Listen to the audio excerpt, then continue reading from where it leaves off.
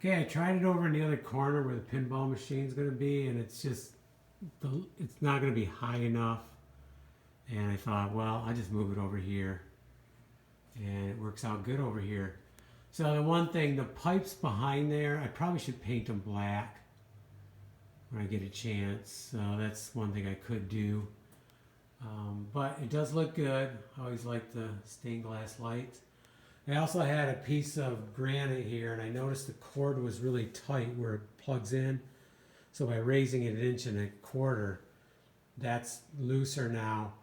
Plus, this looks good. I kind of like this. We tilt it a little bit, so I like that too.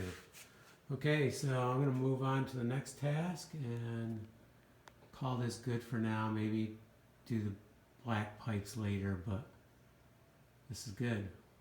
I like it much better.